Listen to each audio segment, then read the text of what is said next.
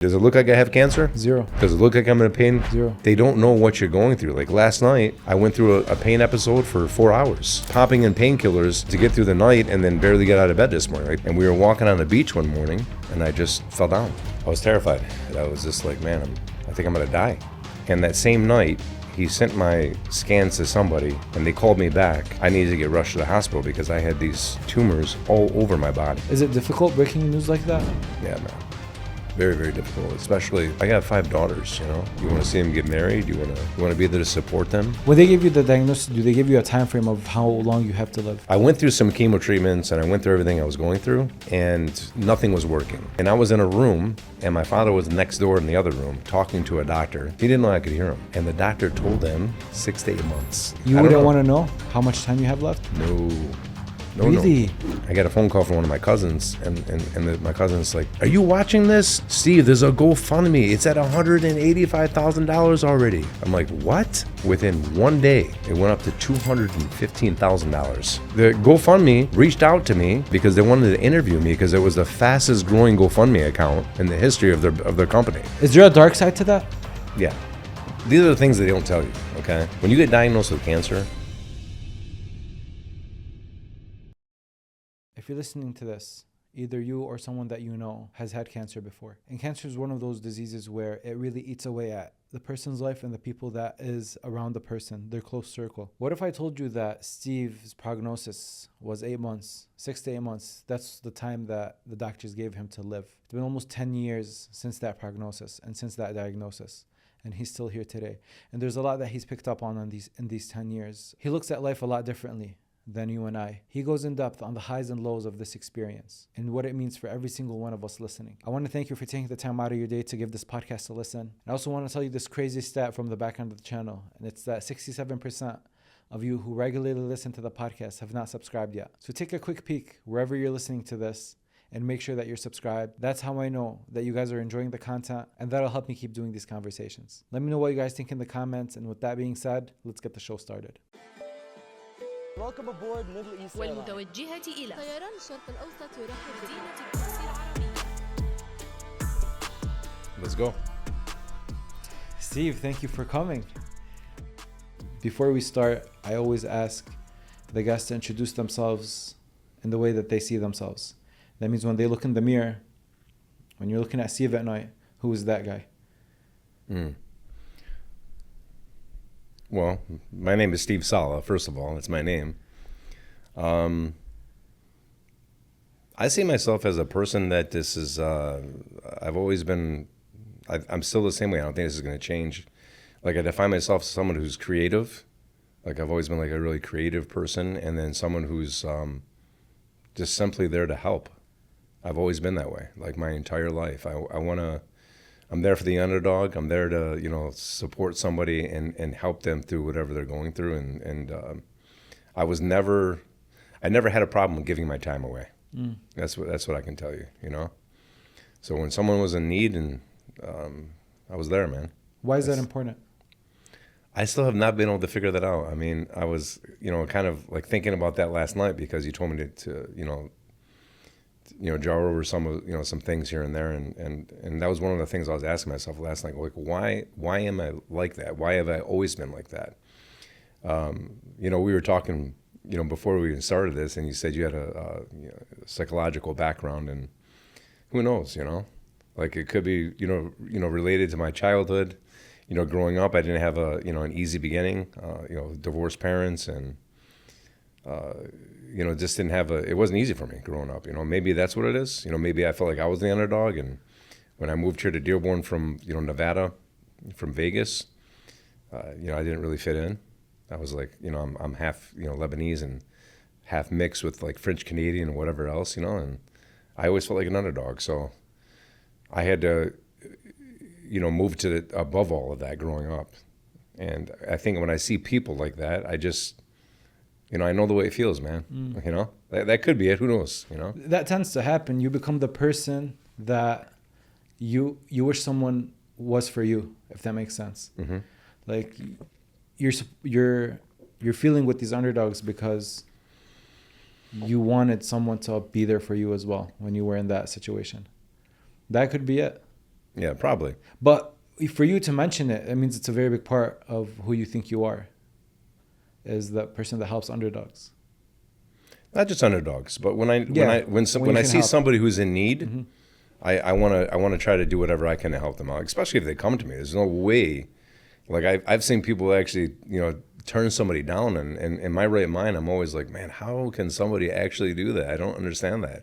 Like I'm the guy who is going to stop in the middle of the street if I see a car stalled and a guy is not moving. I'm the one that's going to stop and literally push his car. Like I just did that a week ago. I was in Detroit, going to look at a property, and a guy was stranded, and right off the main road, right on the curve. And I pulled over. I took straps out of my car. I literally tied straps to the back of my car to the front of his car, and I pulled him 3 miles to a place where you could get his car worked on. Like I don't know how many people would actually do that, Not money. but I do it. I've always been that way, man. And I know it sounds like really cliche, but it just feels great, man. Like I just love doing it. It feels wonderful. If you're watching a movie, usually it starts with them introducing us to the characters, and then a little bit after, and then they show us how life is normally. A little bit after that, they show us the plot. Something happens, and then it kind of changes the course of the whole movie. Correct?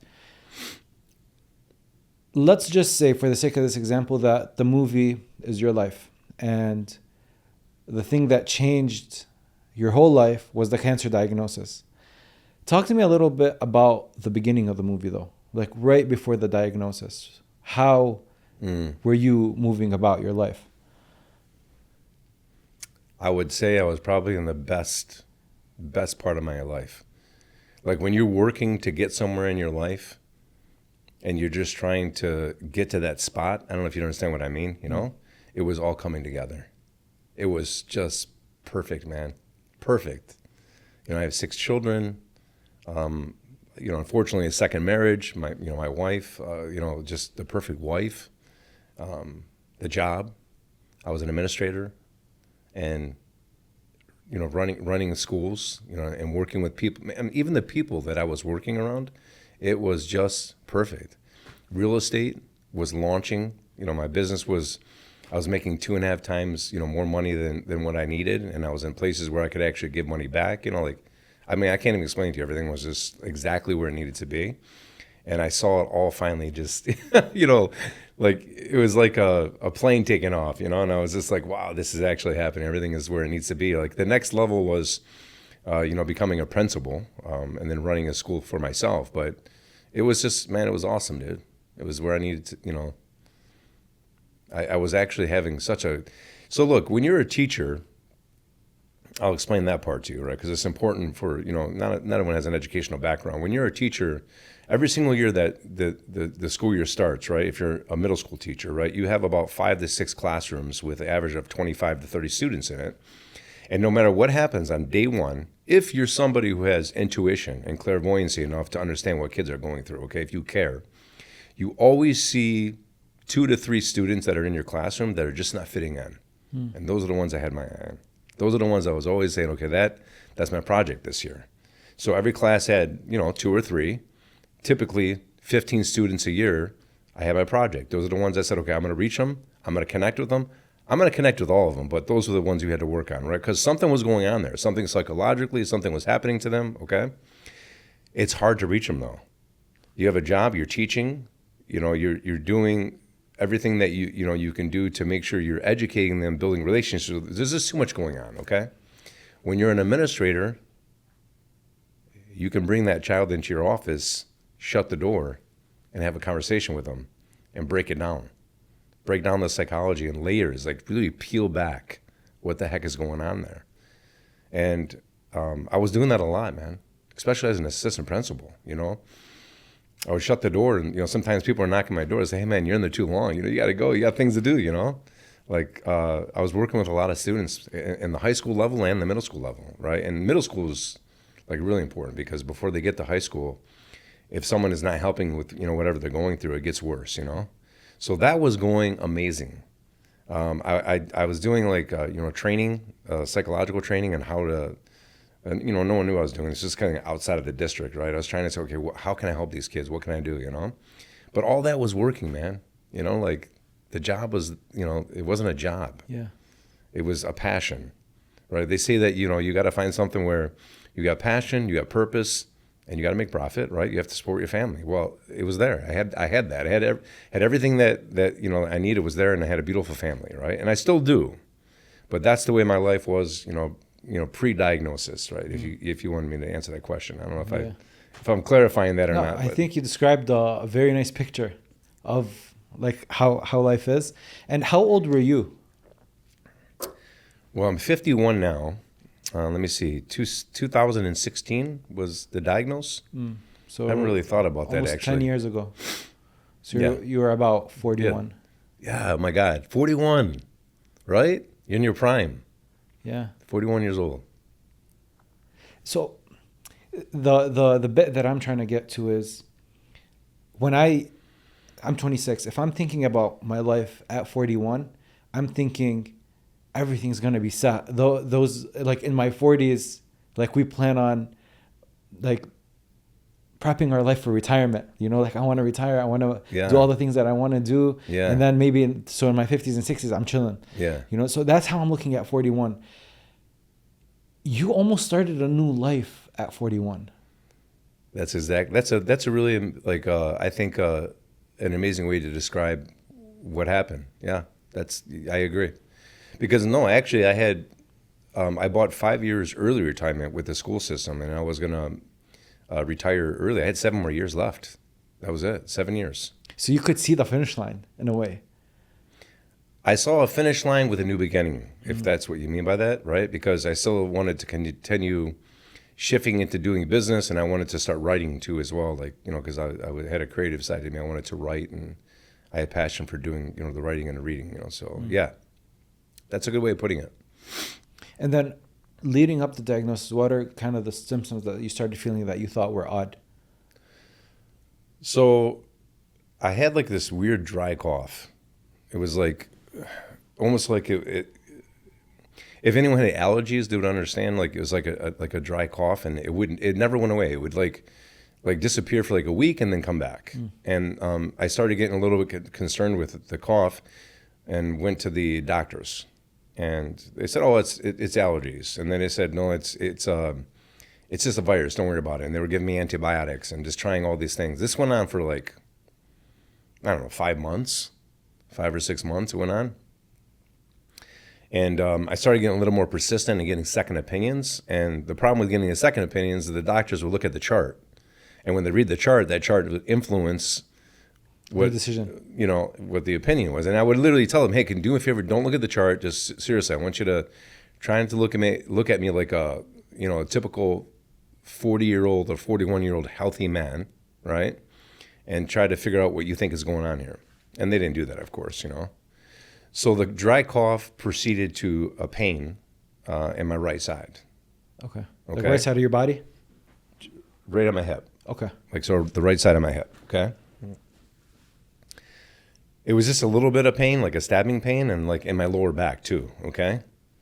Again, I went to the doctors. I said the same thing. I won't use any doctor's name because he's been my doctor since I was literally a teenager, okay? But anyways, I kept persisting on something's not right. It didn't feel right, And you're fine. It's probably a football injury. I played football when I was a kid, and played through college. And he's like, it's just you're getting older, man. That's okay. So I tried doing yoga, stretching, proceeded to work out, get through it, whatever. The pain started getting worse in my back, on my lower side. And then I started, telling my wife, I was like, honey, there's something not right. Like, so now I have this cough, I got this pain, it's just something's not right. They tested my blood came back perfect. They didn't see any signs of like my white blood cells or red blood cell count, like, nothing was off, so on their defense, they're looking at a guy who's 215 pounds working out, 4 days a week and running 27 miles, and they're thinking, well, he's a strapping young man. He's healthy, right? I get it. They put me in a box, okay? But I knew I could feel something was off. I was in tune with my body.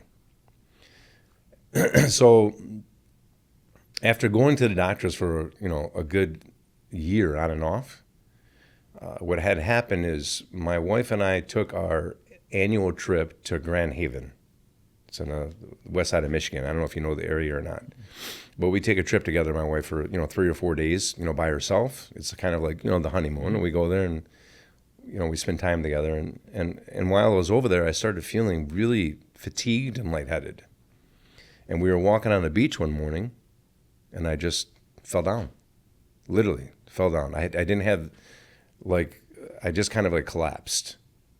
And I just, tried to get my breath back and whatever. And then, after about a couple of minutes, I got up and I said, look, man, there is just something going on here, And even then, Ali, I came back. I was coaching football.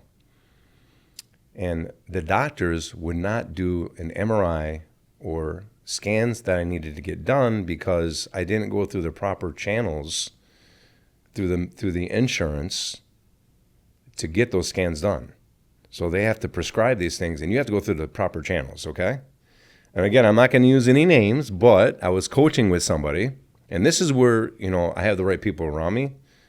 Thank God I have the right people around me, because if it wasn't for certain people around me, I don't know if I would be alive right now, okay?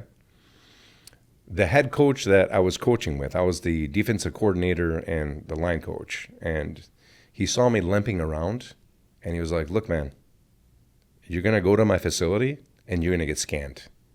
I was like, my insurance is not covering it, da-da-da. I was like, no, you're going to do it. Don't worry about it. He got me in. A week later, I took the scans.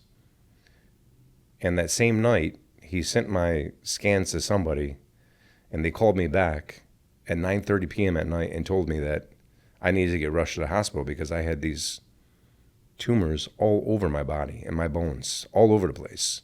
All down my vertebrae and my whole thoracic area, my shoulder, my rib. It was just everywhere, okay?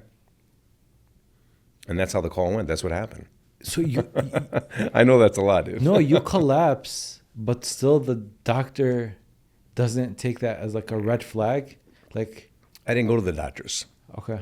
When I came back from Grand Haven, I've kind of given up on the general medicine because, if you were in my shoes for a year straight, A year's a long time. telling them that you're going through something and they just keep putting you into a box as a strapping young healthy man, you just you kind of give up on the system a little bit. You know what I mean? You're like, you don't know what else to do. And I think that what I did was, we did the workaround. Yeah. Sometimes you got to do that. Yeah, you took things into your own hands in a way. Yeah. So you got the call at 9:30. You have to be rushed to the hospital. Do you rush to the hospital at 9:30, or do you wait? Be like, Well, no.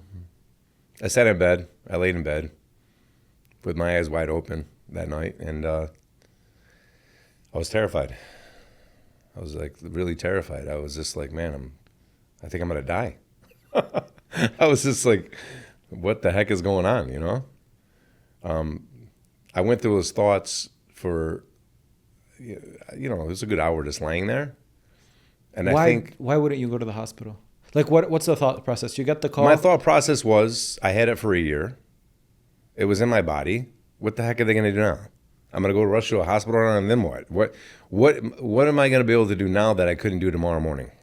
Or I couldn't do the next day or even a week from that point, to be honest with you. That's where I was at, right? And by the way, that's my personality too. I've always, the whole building could be burning down, and I was always the guy that was sitting down and just relaxed. I handle pressure really well, That's just the way I've always been, right? That kind of pressure was nothing I've never experienced before. I get it, but I just knew that if I was dealing with this for 1 year and it was spread all over my body and I rushed to a hospital tonight, I just had a feeling okay, what are they going to do? And my gut was right. I had the right gut instinct because even after going to the hospital, these are the things they don't tell you, okay? When you get diagnosed with cancer or a disease, Ali, if you see the way that doctors move, there is no sense of urgency. Nobody is in, fire mode to rescue and save your life because you have a disease, okay? They move slower than molasses. And that is the facts.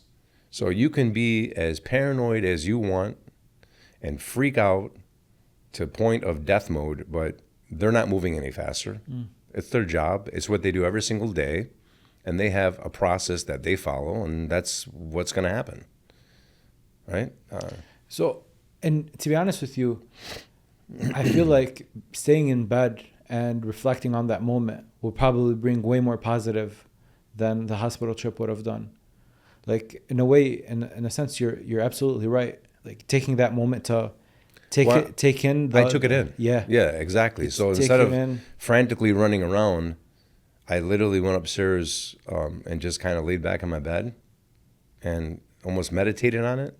I resonated with it, and I soaked it in. Did you tell your family at that moment? No. I didn't tell anybody. Just my wife and I. I didn't even tell my kids. We kept it to ourselves. Is it difficult breaking news like that Oh my to your wife? Yeah, man. Very, very difficult, especially when you have to tell your children. You know what I mean? They were just children, man. My daughters, they were just, I get emotional thinking about it. What part of it is emotional? Their reaction or Well, you? I mean, as a father, I got 5 daughters, It sounds cliche, but, at the end of the day, you just want to, you want to be there for your kids. You want to see them get married. You want to be there to support them. You want to be there at their wedding day when they're getting married. You want to give them off. You want to see their grandchildren. You want to be a grandfather and be a family man and be there for their entire life, to support them. When you have a disease that you're fighting to live every single day, you don't know when that's going to expire or when your expiration date is taking place, So when you think about that moment, when you had to tell them that, those kind of things are rushing through your head. God knows what's going through their head. I mean, the psychological trauma that has on a child, knowing that their father has stage 4 cancer and may not be around anymore, it's not easy, man. Doesn't matter what age. Like now that my children are older, 10 years later, at that time, one was 4 years old, 2 years old, 8 years old, 10. Now they're 20, 21, 15, 14, 6 children. I know the way that it had an effect on them. One of my children, she went through a lot. Like it traumatized her entire life, and we didn't know, it was just hard, man. It was really hard, really difficult for my family. We were seeing therapy and as a family and making sure that we were all getting through it together, man. Because, like you said, you just described how different in age they were. It's your oldest girl would probably absorb the information different than your youngest girl. Like she'll more maturely. Yes, yeah, and they're just taking it like head on, like a truck hitting them. Yeah. So being around the educational business, I've seen children that when the way that they eternalize things, if their parents divorced or if they lost a parent at a young age, right? I think because I've seen all of that and I know how it does affect them, that affected me even more as well, right? So I held off as long as I could before I break the news. I wanted to learn more about what I was dealing with before I told them, right? What about breaking the news to your partner? Oh, she knew immediately. Okay. But is that kind of, like you said, you when you look at your daughters, you think of you want to be for them on their wedding day. You want to see their kids. I think there's a similar feeling when you look at your wife because you want to be there when she's I still old. go through that now. We talk about that all the time too as well, man. I mean, there are some things that I could share with you, are really personal, like as a man going through these things, man. But it's absolutely insane, dude. Like, no matter how much you love somebody, like I feel like I have the perfect mate, my soulmate right now, the woman that I'm with, like God dropped her into my life for a reason, She's the most selfless human being I ever met, Ali. You know, like, I sometimes look at her and I just like, she doesn't deserve to be going through this, you know? She didn't deserve any of what she's gone through. I can't say that, though, because I'm not God. And I know that God only puts things into our life for a reason, right? And that's what, you know, I take out of this experience more than anything else. But you just can't help it, though, man. When I look at a person like that, I've never met a person so selfless in my life.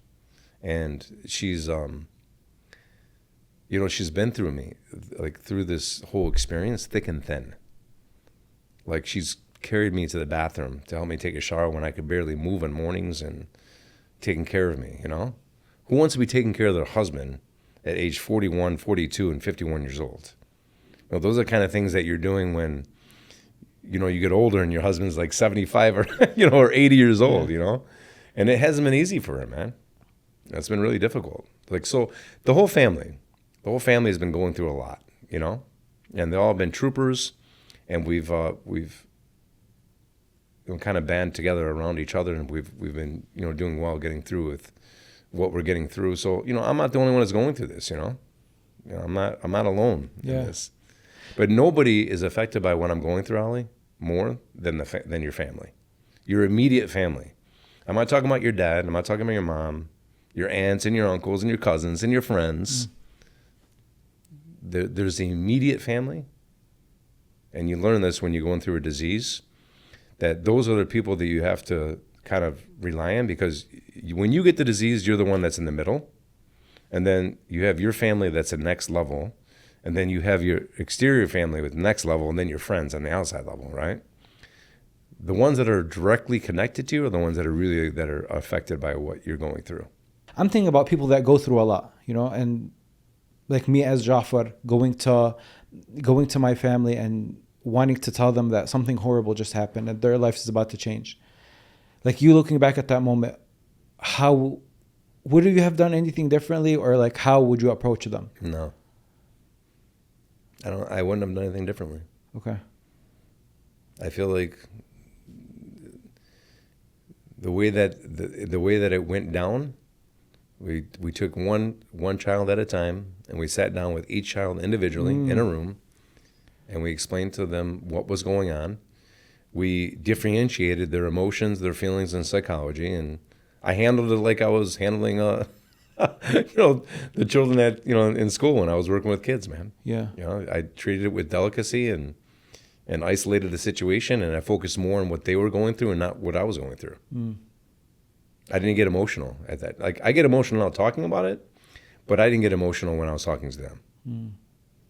Because they're the ones that were supposed to be emotional in that moment, not you. Correct. Isn't that crazy? Like, even though you're the one that technically has a life-threatening diagnosis, but because you're the man of the house, you have to sit down, and you're telling your little daughters the snooze. So you got to compress those feelings, and you have to let them be emotional in that moment. You know what's interesting? I don't believe as parents that we consciously even do that. Okay. I believe as a parent, we put our children first, and it just naturally happens that way. Okay. Yeah, I didn't even have to tell myself, all right, don't break down. Don't get emotional. I didn't do that. When I sat down with them and I looked at their faces, I just knew that my emotions weren't important. That's my child in front of me. They come before me. I live for them. I live. Everything I do, my purpose is for them. And that's the way I've always lived my life. You know, my kids are everything to me. My wife is everything to me. What's the lifestyle changes that you have to immediately make? No, the next thing that happened is they scheduled an appointment to biopsy the one of the tumors in my hip. So they went in and pulled out a biopsy, and then they sent that to the lab. That took 3 weeks for the lab to come back. Can you imagine that? You have cancer all over this. Just give us 3 weeks. We'll get to it. So I would say immediately, time is not, it doesn't exist. Get rid of the concept of time. So if you were living on a schedule, just get rid of it. Doesn't work. Okay? Prepare yourself to live in a hospital because you're going to be going to the hospital 24/7. Don't think that you are going to be able to move around and live like a normal person because you're not. Just let that go too. Just whatever you're thinking about at that time, like if you think that you're going to live a normal, regular life, it's just not the way it works. So whatever you were doing before, whether it's, working as an engineer, a real estate agent, running a business, whatever, prepare for that to be put on pause and focus only on your health because you don't have a choice. You have to do that. Especially when you start going through chemotherapy and all that stuff, you're going to be living in the hospital. I got into a car accident recently, and the last thing that I wanted in that moment was to go through the insurance and it's just such a headache. But Nasser Insurance Agency stepped in and they made it so clear. They explained the policy bit by bit in the ways that I would understand it. They followed up every single day from the day that I got into the car accident until the day my claim went through and the damages were repaired. And that's what I'm trying to tell you. There's differences between people that just sell you a policy and then people that actually care about you. If you want that kind of support, go with Nasser Insurance Agency. I have all the contact information for them in the description of this episode. Look, life moves quick, and the last thing you want when you're in a rush but you want to get caffeinated is to stand in a line and waiting your turn to order your cup of coffee and then waiting for the coffee to finish. But that's one of the reasons why I love Detroit Perk. They have an app going, very easy, very simple. You order your coffee, you go to the store, and it's right there sitting waiting for you. No waits, no lines. And when you do have the time to sit down to have a cup of coffee, they have the best atmosphere around. I'll put the direct link to download the app in the description of this episode. And now back to the episode. Is there a part of you in those 3 weeks that thought maybe that scan wasn't accurate? Maybe No. This isn't what I think it is? No. If you would have seen the scans, there's no way you can think that. Okay. Yeah, no, when I look at the scans, I saw the tumors with my own eyes. They were all over my body. We did 2 scans. We did actually 3, an MRI, a CAT scan. And if you ever looked at MRI imaging and CAT scan imaging, it's hard to see that those are tumors because you're not trained and efficient in studying those scans. You don't know how to read them, okay?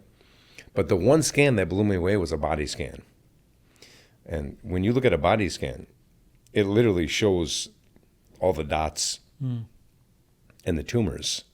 And when I tell you there were dozens of them, okay? They were all over my body. I was like, okay, yeah, well, this is pretty serious. Yeah.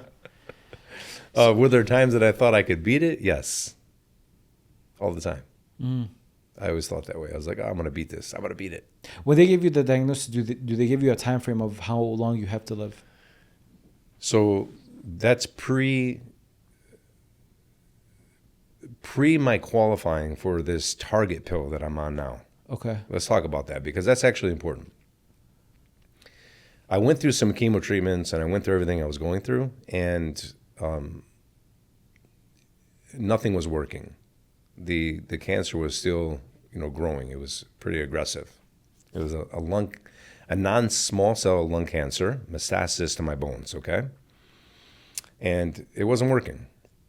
And I was in a room, and my father was next door in the other room talking to a doctor, one of the oncologists, and asking them, what does it look like? What's the prognosis? He didn't know I could hear him. And the doctor told them 6 to 8 months. So I heard my dad asking him those questions and heard that response. So 6 to 8 months. 6 to 8 months. That's what they said. Why didn't they tell you the numbers? I don't know. Well, I never asked that question. Why would you ask that question? I thought it was insane that my dad was asking that question, but yeah, that's crazy. You wouldn't want to know how much time you have left? No. Really? No, because I feel like I've always been a mindset person, and I'm one of those people that believe that what you put out there in the universe is what you're going to get. Right? And, obviously if you put the work in, I just sit back with your arms up in the air, but I would write things out and try to manifest them and try to see what I wanted for my future, right? So there's a lot of power in that. If someone told me, hey, you got 6 to 8 months to live, that thought process was going to get stuck in my head. And just hearing that person say that in the other room, it took me a long time to weed that out of my mindset, right? That set me back because I was like, I'm going to live. My purpose that I had every single day was to live for my family and to be in this moment and cherish every moment that I have until the day that I die. Whether my expiration date was supposed to be 6 and 8 months, I'm going to try everything I can to live longer. That was my goal. So when someone tells you, hey, this is your prognosis, you don't want to hear that, man. You don't. You want to, if you want to rise above it, rise above a disease and fight to live another day, you have to take that, I'm going to call it pollution, right? Take it out of your mind and focus on something more optimistic and positive other than that, which is, I'm going to live. It's that simple. It's not how long. It's not when. It's not how. It's just, I'm living. And that's what I'm going to focus on. You were dead focused on just Yes. staying alive. Yes, man. I really was. Okay. And then, so they tell you 6 to 8 months, or you hear 6 to 8 months. How does the pill get involved? So two things happen. And, I want to share something if you don't mind. Yeah. Because I have I just have so much love for our community in Dearborn, okay? And when someone says something negative about our community, it just like, it really upsets me, okay? Somebody had come up to me, a close friend of mine that I was working with in Dearborn, in the district, as an educator, and she said, we got to do a GoFundMe for you. Money's going to get hard. And I kept saying, no. You know how we can be. We don't want to take any handouts, And she went and did this GoFundMe for me, okay? Put it together with 3 other of my friends without me really even knowing that the whole thing was happening. I didn't even know it was happening, all right?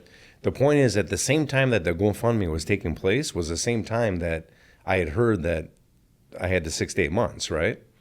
So money was starting to get a little bit difficult because I had stopped working in the district, and I was starting to figure out like, oh, well, how am I going to pay my bills? Like, I'm the sole, breadwinner of my family, and believe me, we weren't living a simple lifestyle. Like, all my kids are in private schools. I was working as a real estate, agent and working that job at the same time, trying to, pull in as much money as I could. Long story short, I got a phone call from one of my cousins, and my cousin's like, are you watching this? Do you see what's happening? And I'm like, what are you talking about? Stop it. You know what I'm talking about. Like, I have no idea what you're talking about. She's like, Steve, there's a GoFundMe. It's at $185,000 already. I'm like, what? She sent me a snapshot. It was at almost $200,000 within 5 minutes. So they did this GoFundMe for me, okay? Within 1 day, it went up to $215,000. Within 1 day. Can you imagine this? That's not a normal number. No. The GoFundMe reached out to me, and so did the media, because they wanted to interview me because it was the fastest growing GoFundMe account in the history of their company. Okay? And where did all the money come from? Dearborn. All the community. All the students and families that I worked with. All of them. All my friends. All my families. Whether it was $20, $50, $100, $10, they all were donating money to my cause. That money literally held me over for the next 3 years. Held my family over 3 years, man. We were able to pay some money towards the house and pay this and pay that. It kept me afloat until I could figure everything out. And believe me, did I need that? I'm like, I swear to God, Ali, I was in the hospital for weeks at a time sometimes trying to figure things out. So I wanted to tell you that story, kind of to elude all this, right? Does that even make sense to you in the moment? $200,000 in a day? I was so emotional. My friend Rima came over to my house. Rima Yunus, I was telling you about her, and Fadwa Fawaz, and May Musalam, and Carrie Bazzi. These are people I worked with for years, and I grew up with them too. We went to high school together. And they were, supporting me and talking to me. My wife was there, and I was just so emotional. But, Fudwa had said something to me and it really clicked. She's like, what's wrong with you? Like, why do you feel like you don't deserve this? Why do you feel like you're not worthy of it? She goes, you've given years and years to these kids' lives in the district, like working and helping all these families. You're not looking at it the right way. She goes, this was meant to be. And when she said that, it just kind of clicked, I was like, yeah, it makes sense. Maybe this is Allah's giving back, or God's giving back to us. Maybe, I don't know. Maybe this is what's happening. Did you feel like you didn't deserve it in the moment? I did. Was she accurate? Okay. Yeah. I'm not used to people giving me things, man. Yeah, if I tell you the things that people did for me in this community, you wouldn't believe it, man. I had a guy that was driving me 3 times a week to Lansing. He would come to my house, pick me up, drive me all the way out to Lansing, which was an hour and a half away, okay? I don't even know who this guy was, by the way. He was one of my students' fathers. Picked me up, took me out to Lansing to do blood irradiation treatments. I don't know if you know what that is, but they would take your blood out of your body and put it into a container and then run it under ultraviolet lights and then put it back into your body because it oxidizes the blood and then it would, cause some of the cancer cells to go through apoptosis, okay? Yeah. So apparently he did some studies on it, and he just wanted me to have the best of the best treatment, and picked me up 3 days a week. Not only picked me up, but paid for the treatment. This went on for 3 months. A perfect stranger would pick me up and do this. Could you understand what I'm saying? That's not. Would come to my house and pick me up. There was food getting dropped off on the front porch of my house. I don't even know where it was coming from. I had furniture delivered to my house, a recliner so that I can recline back and relax. Do you understand what I'm telling you? Like, the support that I have in this community was just uncanny. It was like no one has any idea, like, the kind of support that I was getting. It was incredible. Yeah, like even you saying these words, I can't imagine them in the moment. Like $200,000, the gentleman that was taking you and bringing you the food, furniture. People taking my children around to their sports. Like my son had football training all the way an hour away, and I had somebody that was picking him up and driving him out there because my wife had to take him to the hospital. Like, do you get what I'm saying? Like, it's incredible. Is there a dark side to that? Yeah. You start walking around, and you're that guy, that took all these handouts from the community, like it gets a little bit embarrassing, and I'm still around too, like a lot of people that could have been donating that money or doing what they're doing, they thought maybe I was going to die, or, they had their own perception on things. And if they still see me around, and by the way, you look at me, does it look like I have cancer? 0. Does it look like I'm in pain? 0. Yeah. All right, so that's the dark side to it. Like, people look at you, they don't know what you're going through. Like last night, I went through a pain episode for 4 hours, like popping in painkillers, to get through the night and then barely get out of bed this morning. Like, people don't know what you're going through. They look at you physically, and they think the way that you look is the way that you feel. So they want somebody to be like, oh, like depressed or something. Yeah. I don't know what the perception They is. expect you not to have hair, probably. Well, yeah. Yeah. The cliche. Yeah, the cliche, the stereotype. But when I was going through chemo, I did have that pale skin. I lost the weight. I was 180 pounds. Like, I went through that, Okay. But now,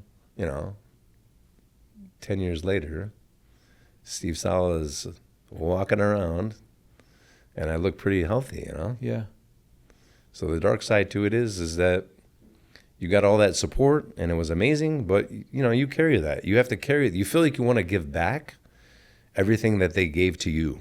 And it's a burden that you have to carry. Now, not everybody's like that. We go back to, who I am. Like I told you in the beginning, I've always wanted to be the person that is helping out somebody, and, that's the part of my life that I'm missing. That's the part that I'm missing right now.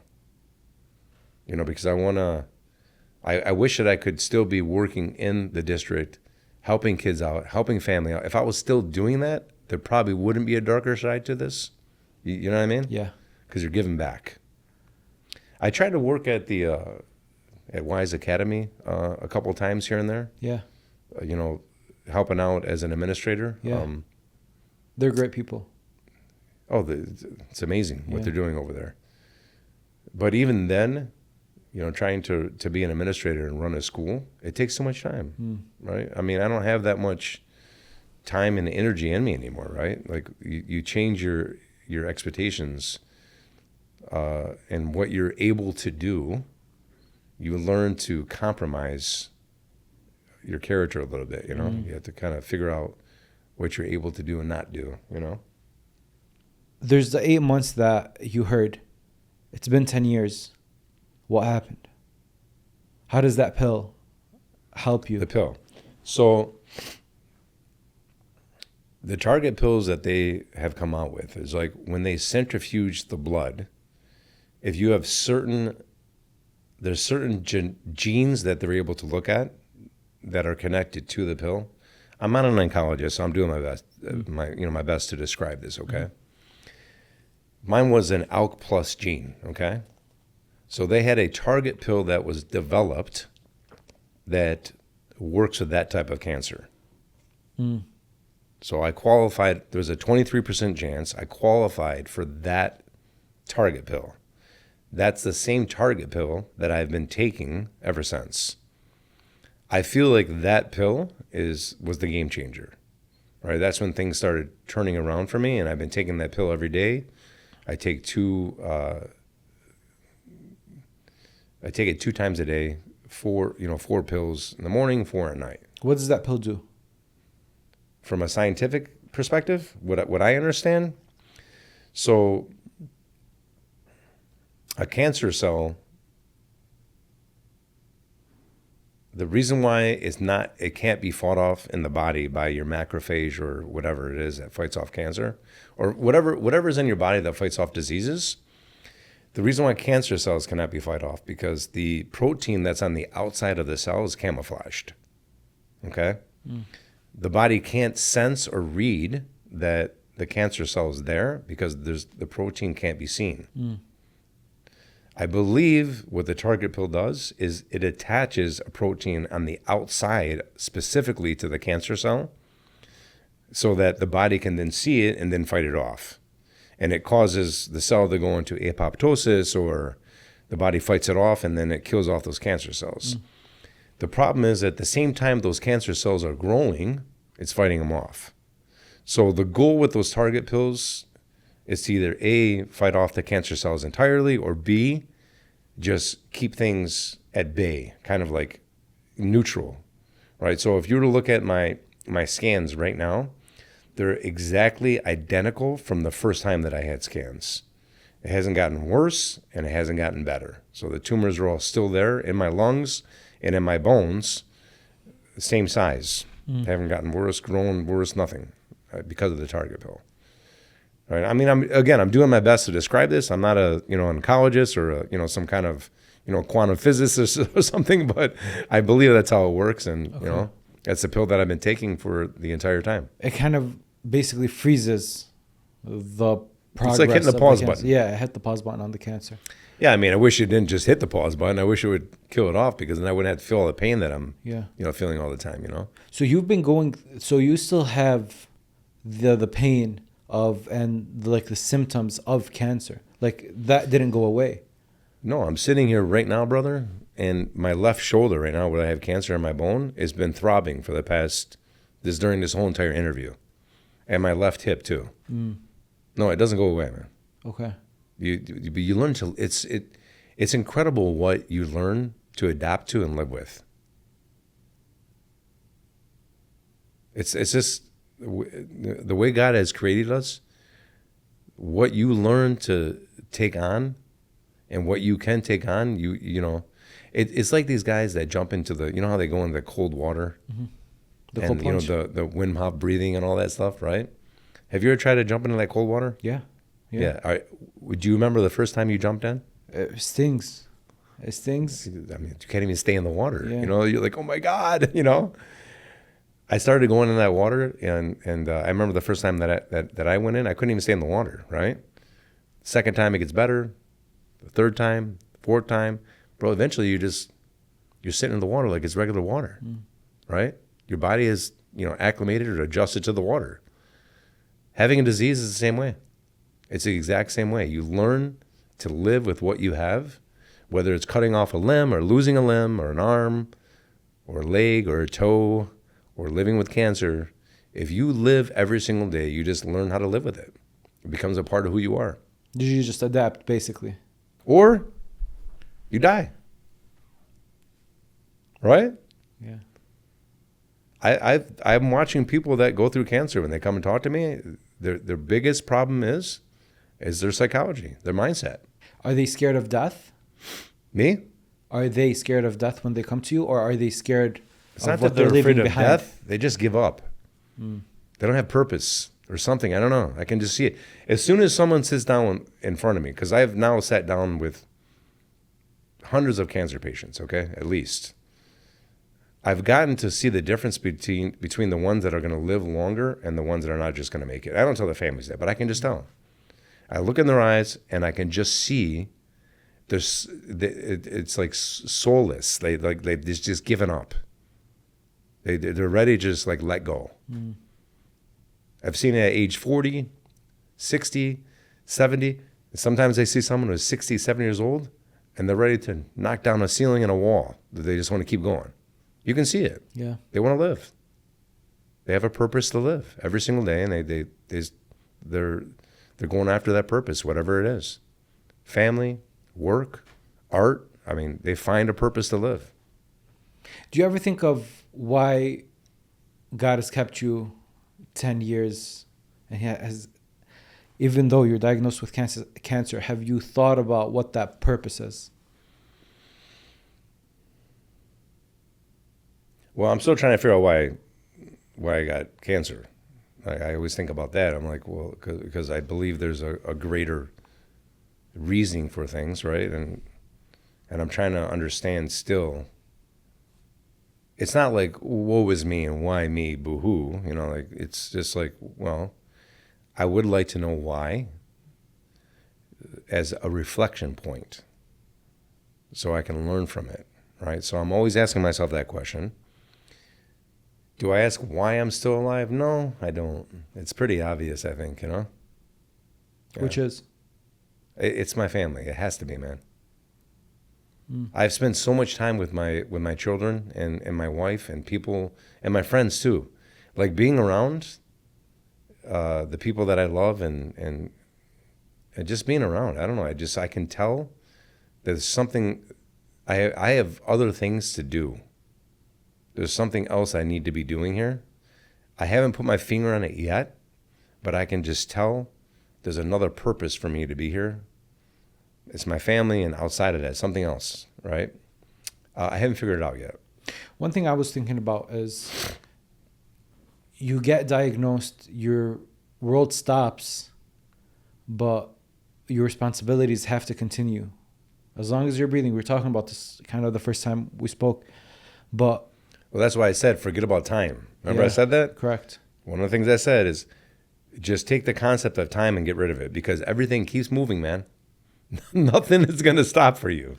But, you're right. But, yeah, go ahead. But that's I think that's one of the problems is your time stops, but the world keeps going. Yep. Like, come the end of the month, you still have the responsibilities that you always had.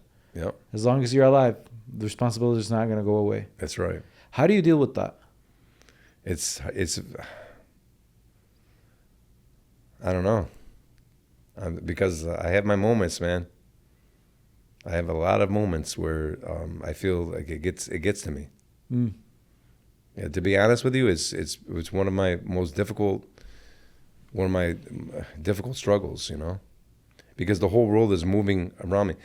I was a really competitive person, like goal oriented, you just want to be able to live a normal life. Mm-hmm. It's not easy. I see all my friends who are the same age around me who are still able to go to work every single day. It's simple just going to work every single day and or running their businesses, and I can't even do that. So it gets to me, man. So I can't really answer how to deal with that. Yeah. So as the 8 months were approaching, was there any part of you that thought, what if their prognosis was correct? What if this is the end? No. I don't think that way. I don't Did you know keep why. that time in the back of your head? They said 8 months.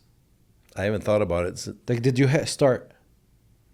Yeah, I haven't thought about that prognosis that I heard until this interview right now.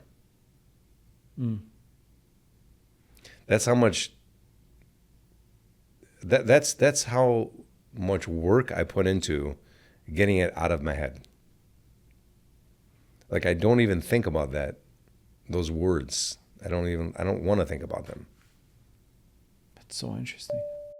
As immigrants in America, we know that the risks are higher. One wrong stop or one misunderstanding, and all of a sudden, your civil rights are in danger. But that's where Hal Macklett comes in. With decades of experience fighting civil rights cases, Amir has stood up for the community time and time and time again, fighting for the rights and making sure our voices are heard and our rights are protected. If you or your family ever face injustice, just know that there are people to call that will make the situation right. And those people are our friends at Hal Macklett. All the information to contact Hal Macklett is in the description of this episode.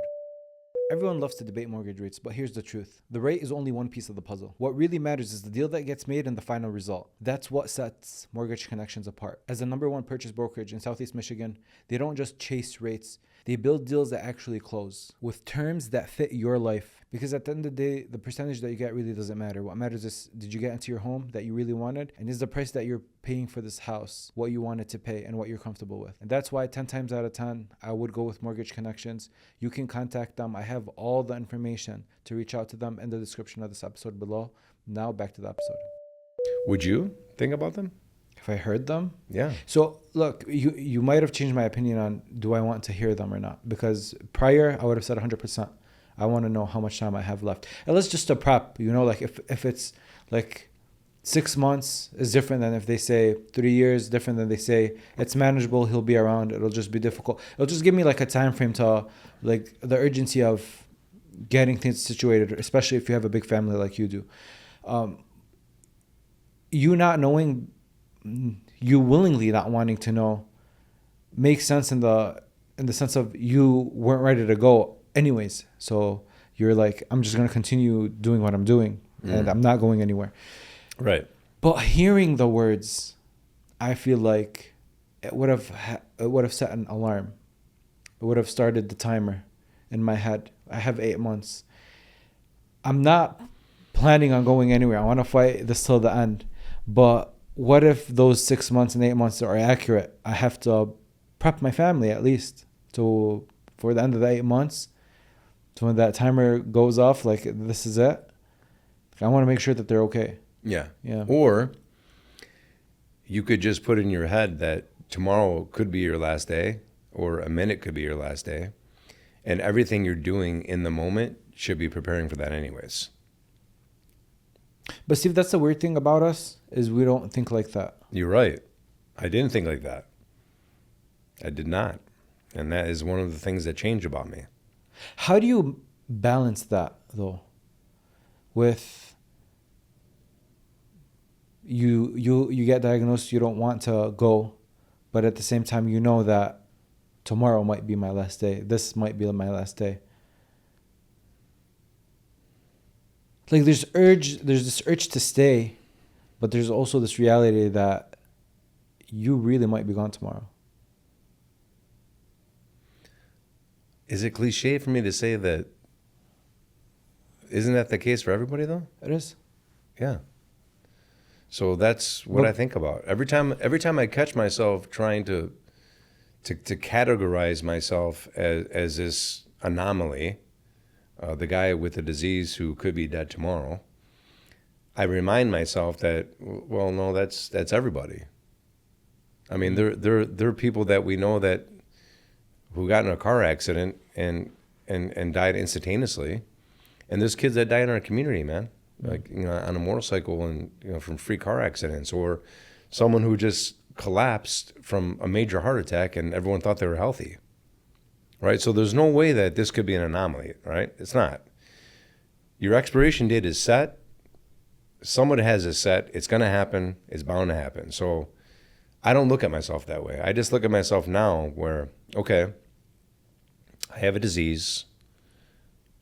I know my body. I'm in tune with it, and I'm living with it. And now I just live a regular life, but value the people around me more than I ever have before. I don't take that for granted. I will never take that for granted again.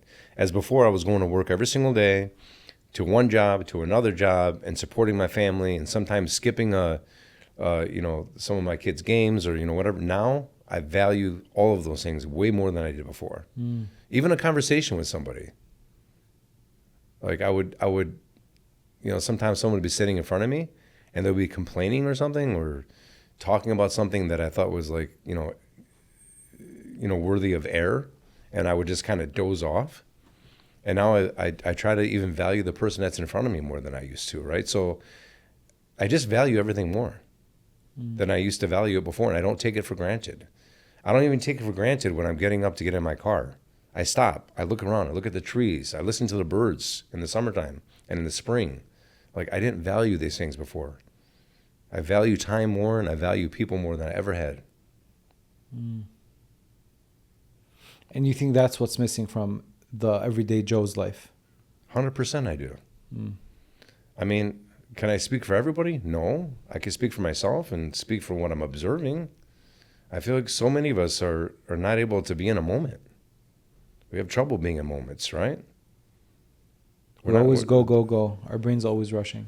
There's always something else to get to. There's thousands of thoughts going through our brain, and we don't even know which ones to throw out, let alone trying to be conscious and be in the moment with the people that are in front of us and around us.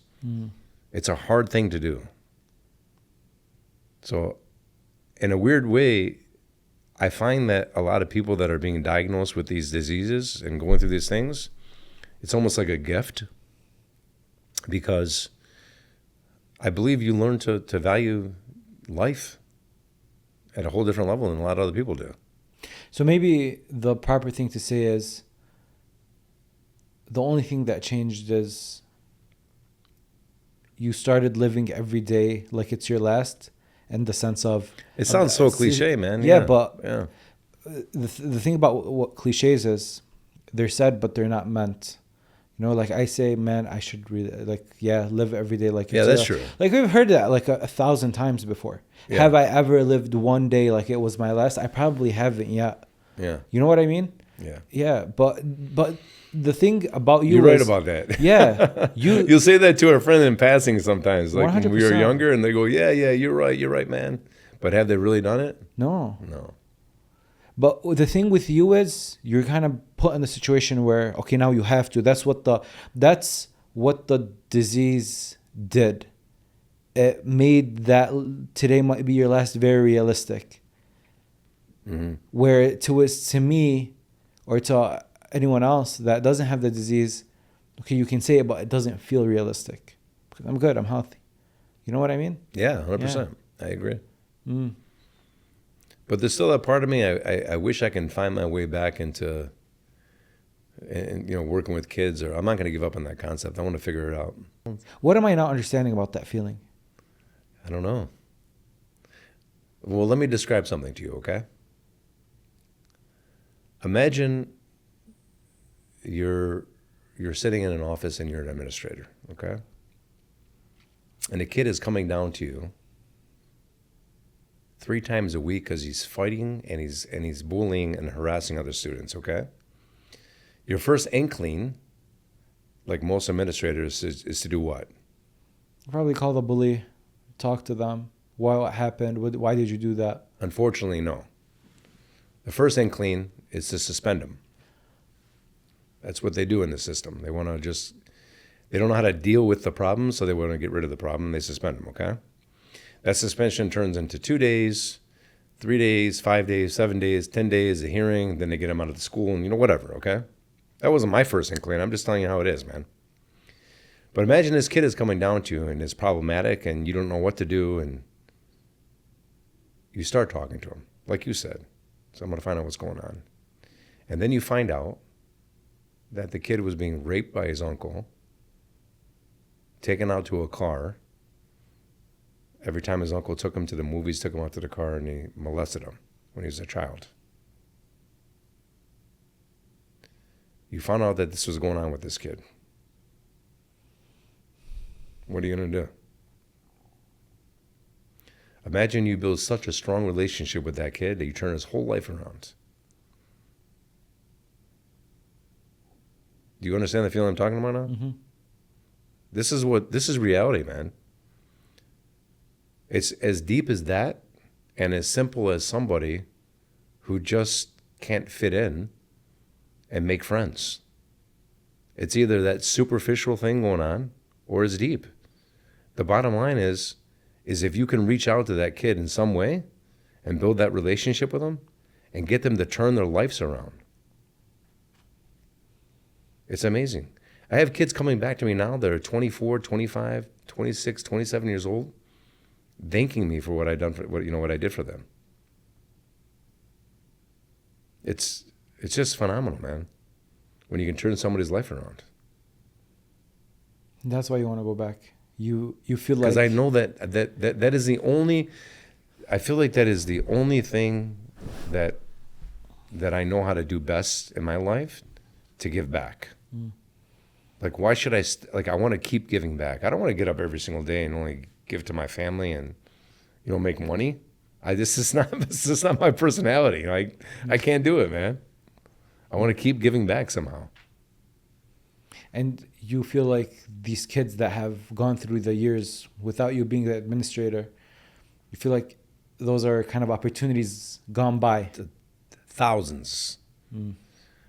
If Steve now could have a conversation with Steve at 41, how would that conversation go? What would you like to tell him? Oh my God, I have no idea. That's a crazy question you're asking me. Wow.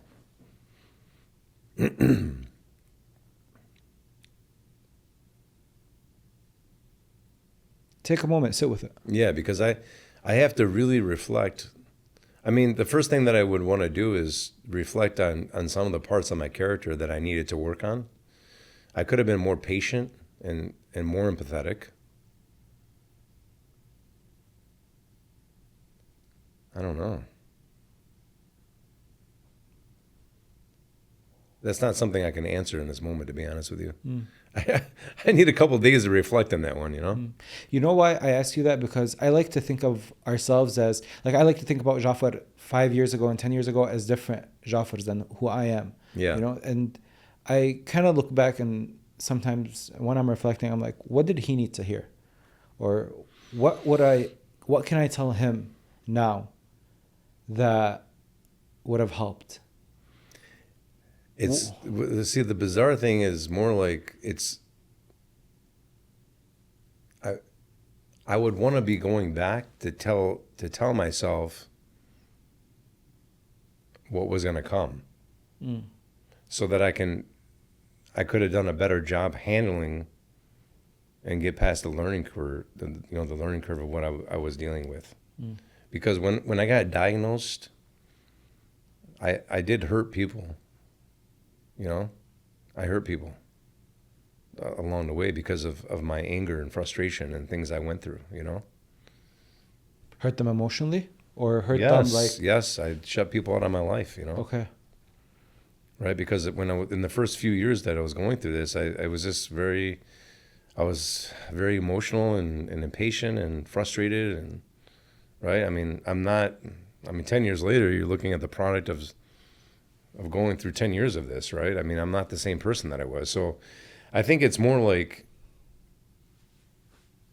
if I could take who I am now and have a conversation with the guy who got diagnosed from that day, that's what I would want to do. Okay.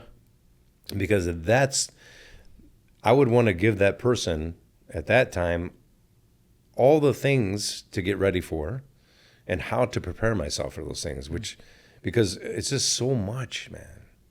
So many people calling you, giving you advice, what to do, what not to do. They throw the kitchen sink at you, and then you're experimenting with with traditional medicine versus natural medicine, and like it's just so much. You know, when someone usually gets sick, they have this feeling of people people feel bad for them. And you have two types of people. Someone that likes when people are empathetic and like want to help them and want to check up on them all the time. And then you have the other type of person like, don't treat me like I'm different than anyone else. Don't feel bad for me. What type of person are you? I'm the second, yeah. Okay. So you wouldn't want like a phone call from a friend that you know that is just feeling bad for you? No. Okay. And you get tired of the question. How you doing? You feeling okay? Everything okay? Right. Everything okay? No, man, it's not okay. I have stage 4 cancer. I'm in pain every single day. Why do you keep asking me that question? You know, it's like, yeah, I'm definitely the second person. I don't want anybody to check up on me like that. I want to just, I would rather everyone just look at it like it's not happening, and just, you know, live your life. I'll live my life, and let's enjoy each other's company, and you know, like almost like it's an illusion. You know, like it's just not there, man. Let me deal with that. You know, like Yeah. because I am the one who has to deal with it every single day. You know. Is there one person that's not immediate family, because immediate family is different? Is there one person that's crossed your path that said something to you along this journey that resonated, that you still think about? My uncle Asim, before I got diagnosed with my cancer, had prostate cancer, and he was ignoring it, and he was dying. And this guy, a month before that, was in the gym putting up 235 pounds like 15 times. And he was one of my good friends, very close to him. And I remember when he was in that stage of his weakest moment, and I asked him the question you just asked right there. You know, kind of like, you know, what are you taking out of this? What do you, you know? It wasn't your exact question, but it was pertaining to learning from what he was. And he said, don't ever ignore your body. Don't ever ignore a feeling that you have. Nobody knows your body the way you know your body, you know?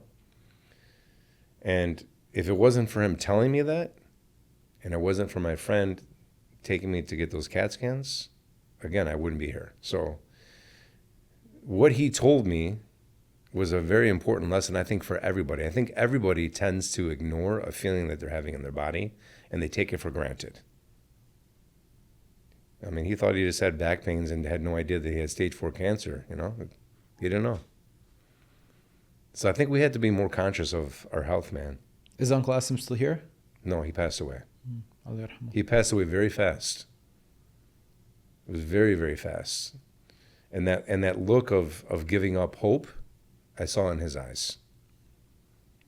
He just gave up and just kind of just, you know, the moment he found out that it metastasized to his brain, he was a mentor in my life, you know, just a beautiful person, and just had such charisma, just beautiful energy, just a wonderful human being, man. But that stuck with me. And I think everybody should be more aware of the way that their body is feeling and not ignore it. Never ignore your body, man. As simple as that sounds, don't do it. What's one thing that we didn't talk about today that you think we should have? If I wanted to discuss anything, and you know, we're not going to be able to cover it during, you know, this interview, but like for me, like anybody that ends up getting a disease, you know, especially cancer, I just want them to be ready, you know? Because I remember, you know, I'm an avid reader, and when I got diagnosed with cancer after the first month, the first thing I started doing is research, not about cancer, but just so I would know what I was going to go through and what to expect. You know the book about, you know, delivering babies, what to expect when unexpected or whatever it is, right? I feel like someone needs to write a book about cancer in that sense, like what to expect when you're unexpecting it, you know? Because nobody's expecting to get cancer. Right. And there needs to be like a how-to deal with cancer. Like what is going to happen? Step 1, step 2, step 3, you know, like don't go to the first doctor that you know, oncologist, and assume that you're stuck with that person. Interview interview 3 oncologists. 100%. Interview them. Make sure the oncologist that you're going to be stuck with for the next few years, maybe 10 years, right? It's somebody that you're comfortable with and they have compassion. And they're not just there every single day doing a job, day by day, right? Make sure that you're really paying attention to, all the different things that people are telling you that you need to do. Drink olive oil and rub salt on your forehead and smack yourself across the face 3 times a day, whatever they tell you to do. Make sure you do the research on what people are telling you to do and don't just jump on it, because you're going to look in your cabinet and you're going to have like 15,000 different bottles of different nutrients, Like, I can go on and on. I learned so much from it. Go for it. I learned so much of what you're going to be dealing with, right? Again, when you're going through the process, be patient. It's not going to move fast. You're not going to die any faster. When you get diagnosed with cancer, it's not an automatic death sentence. It just means that you have a disease, and the doctors they're gonna move slow, but that's okay. Don't get frustrated with that process. It's going to take a month in the beginning for them to get to a hardcore diagnose, and then they're going to have to figure out how to deal with it, and you're going to have to plan, and figure out what to do, right? Put your trust in the doctor that you put your trust in. Trust your doctor. It's fine, right?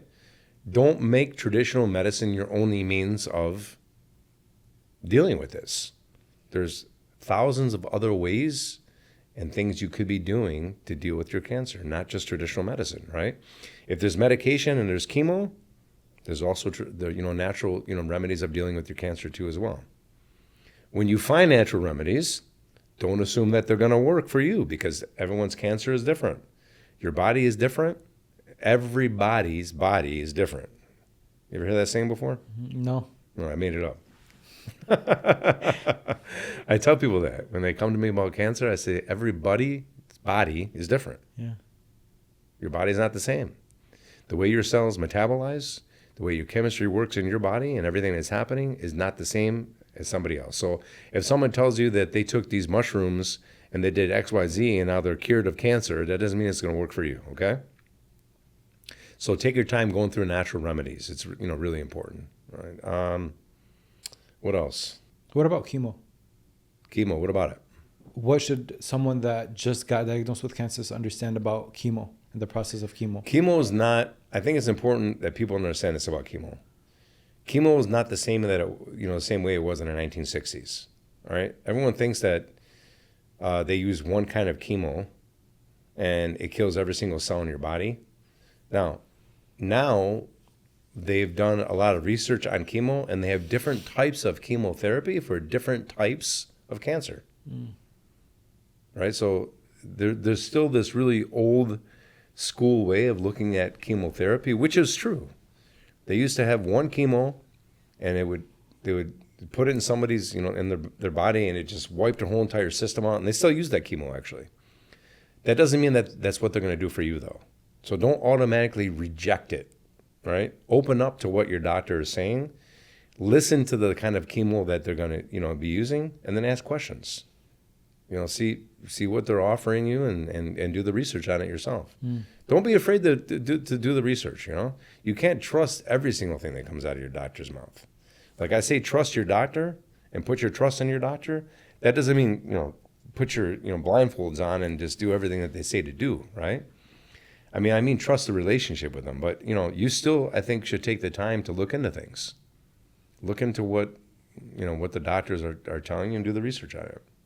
Why do you think people haven't really spoken about the process of getting cured from cancer? Like the things that you're talking about now, why do you think they're kind of not publicized like that, if that's the right word to use?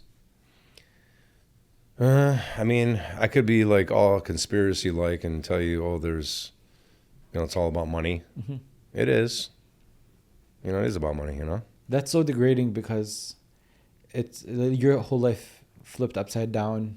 Your family got affected, and then you have people that just look at it as a number. My doctor, is it okay if I say his name on here? I don't know. Oh yeah, Dr. Cal McCarrion. He's out in the University of Michigan, Ann Arbor.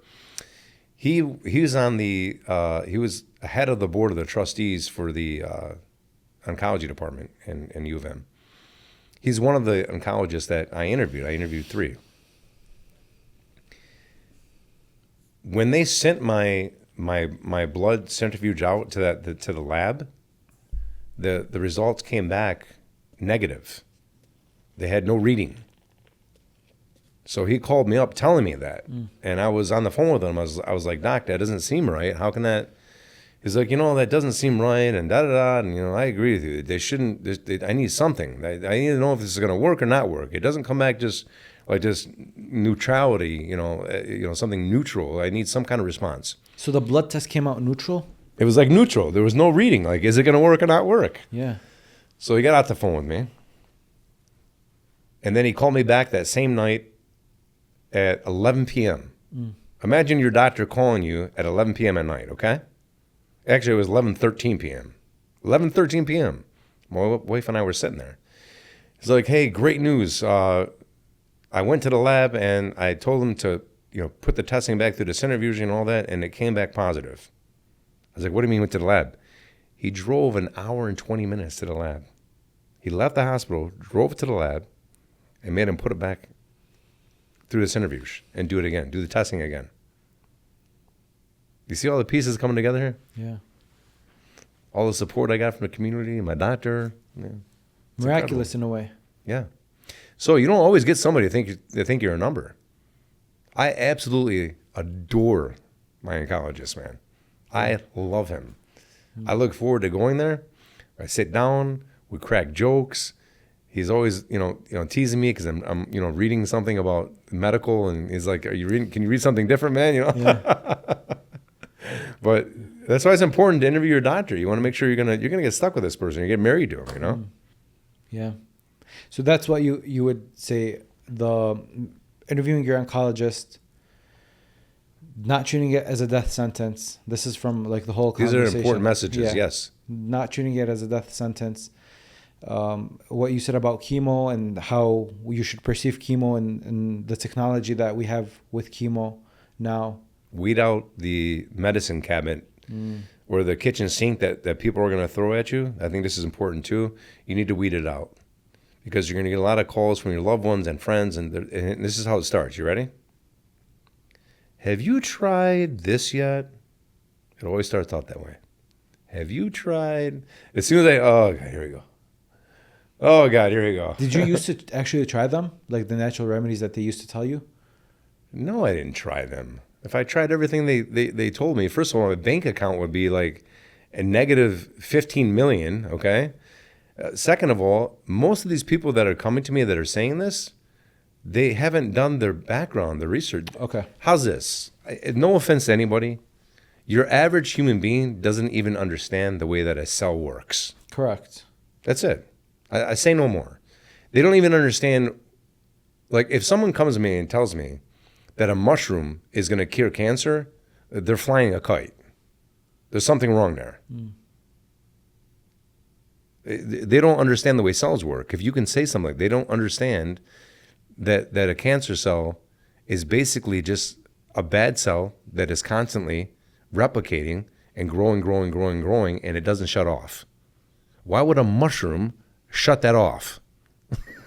Yeah. How could you make a comment like that? Yeah. So that's important advice. Like, I went through that in the beginning, and I realized I was going through that, and, some of the things I tried on my own, some of them I did not. Yes, there's good studies on hyperbaric chambers and fasting. They did amazing studies on that with cancer, Like, there's things out there that really... and stuff, and what the cell what the cells do after like 36 hours of the fast. Correct. How the body starts cleaning itself up. So when you're fasting and doing hyperbaric chambers at the same time, simultaneously you're oxidizing. Oxygen is a very important key element to causing cancer cells to go into apoptosis. They do not like to be oxidized. That's a proven fact, right? Just like, they love prefer metabolizing and feeding off of sugar, versus, regular foods. That doesn't mean that you're going to kill your cancer if you starve your body, right, of sugar. It just means that you're not feeding what it prefers to eat. Yeah. All right? I mean, A lion is a cannibal by trait, right? If you give it a salad, it's not going to eat the salad. But if you starve it, eventually it's going to eat the salad, right? True.